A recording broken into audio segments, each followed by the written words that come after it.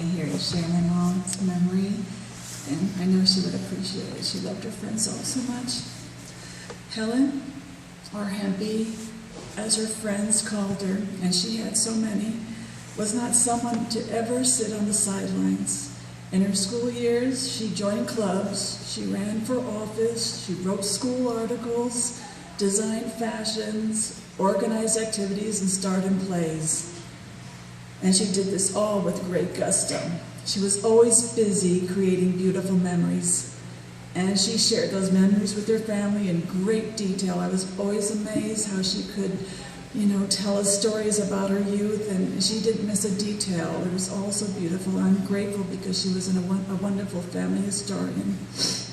Hempy loved life, and she was always eager to seize any opportunity that would provide her a new adventure, a chance to meet new people, experience something different, or travel to new places. And it was in this spirit that she took off for the Big Apple after graduating from the University of Nebraska, and that is where she met the love of her life, Bobby. And when Helen became Mrs. Robert R. Martz, she spread her wings, and when she went on an adventure of a lifetime, she discovered a new culture, and it had its challenges, but she always rose to those challenges. And one of them was driving in Buenos Aires. That was something you could not pay me to do, but she was out there shaking her fist and sputtering Spanish rebuttals with the best of the chauvinistic male drivers of those days. They always just kind of looked at her and say, "Senora, you go." They were never going to put up a fight with her. She learned a new language, and even though Joan and I, we love to make fun of her accento americano, well, she learned it really well, and she had to, because she was not missing out on anything. And she discovered the art of entertaining, and she reveled in her role as hostess, and she did it so well for decades. She loved throwing parties, and our house was entertainment central throughout the 60s. And she always encouraged us too to bring our friends home and entertain. And we lived in the 60s in the hippie era, and a lot of our friends, they were radicals, and perhaps people considered personas non grata by most mothers, but my mom welcomed everyone into her home, and she took an interest in each one of them. Our house was a regular hangout, and Helen was considered cool by all our friends. Having Helen as a mother ensured that we were surrounded by art and music.